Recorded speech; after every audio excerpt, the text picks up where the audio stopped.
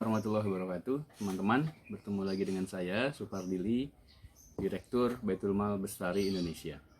Kali ini saya akan membahas buku saya, Sistem Ekonomi Sedekah, yang merupakan konsep ekonomi syariah 2.0. Buku ini membahas tentang 3 sistem ekonomi. Yang pertama, sistem ekonomi kapitalis riba. Yang kedua, sistem ekonomi syariah. Dan yang ketiga, ide, gagasan, konsep tentang sistem ekonomi syariah 2.0 yang disebut sebagai sistem ekonomi sedekah. Kali ini kita akan membahas bagian awal dari buku ini, yaitu prinsip-prinsip ekonomi kapitalis riba. Ada 5 prinsip yang mendasari sistem ekonomi kapitalis riba. Yang pertama adalah sistem ini didasarkan kepada maksimalkan keuntungan, maksimalkan profit. Kita dulu di sekolah menengah belajar tentang bagaimana kita bisa mendapatkan keuntungan yang besar, keuntungan setinggi-tingginya dengan pengorbanan, dengan modal, dengan usaha sekecil-kecilnya. Jadi bagaimana usaha kecil mendapatkan untung besar. Nah ini prinsip pertama. Yang kedua adalah prinsip bunga. Jadi sistem ekonomi ini didasarkan kepada bunga. Bagaimana misalnya pinjaman 1 juta dengan bunga 10% kembali ke pemilik modal dengan sebesar 1.100.000 rupiah, tanpa ngapa-ngapain dapat 10%. Ini mendukung prinsip yang pertama tadi, maksimalkan keuntungan. Yang ketiga, sistem ekonomi ini adalah sistem yang saya sebut sebagai individu matre, yaitu sistem yang sangat memuja-muja dan mengagungkan dan membebaskan kebebasan individu.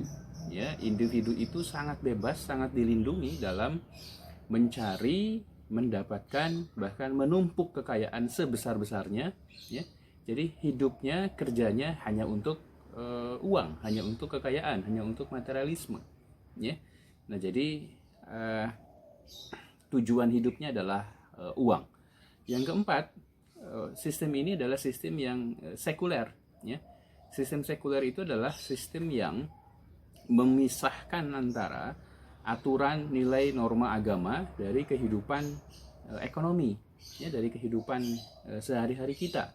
Sehingga silahkan kita taat di rumah agama kita, di rumah ibadah kita, dan silahkan mengatur bisnis, pekerjaan, kekayaan dan seterusnya itu menggunakan aturan kita sendiri, aturan manusia, bukan aturan agama. Nah ini didasari dari kehidupan Eropa pada zaman abad pertengahan yang gelap gulita. Jadi Eropa dalam abad kegelapan waktu itu karena diatur oleh gereja. Jadi orang-orang yang melakukan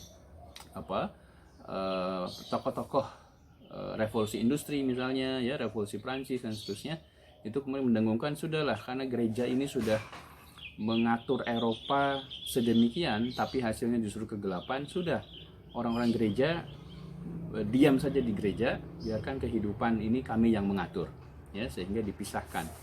Sehingga dalam sistem ekonomi kapitalis riba tidak ada itu norma halal haram, tidak ada itu norma-norma agama tidak dipakai di sini. Nah, yang kelima, prinsip yang kelima, sistem ekonomi kapitalis riba itu membuat ada monopoli. Jadi individu yang bebas itu tadi bisa mengakses kepada sumber-sumber ekonomi dan ia boleh juga memonopoli, one way or another, dengan kecerdasannya. Kemudian meskipun katakanlah ada aturan-aturan anti monopoli gitu, anti konglomerasi, tetapi itulah yang terjadi. Jadi ini yang saya sebut sebagai monokong, monopoli dan konglomerasi.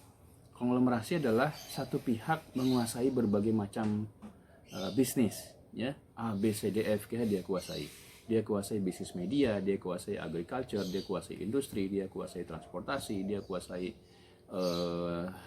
telekomunikasi, dia kuasai IT, dia kuasai sekolah bahkan, atau konglomerasi yang dari hulu ke hilir dia sendiri yang punya, ya. Dia punya kebunnya, dia punya sistem transportasinya, dia punya pabriknya, dia punya produknya, dia punya brandnya, dia punya retailnya kemudian, ya. Nah ini semua dikuasai, itulah konglomerasi. Nah ini menghasilkan berbagai macam akibat, ya. Akibat yang paling terlihat adalah kemiskinan, ya. Maka di video berikutnya kita akan bahas apa akibat-akibat dari sistem ekonomi kapitalis riba ini.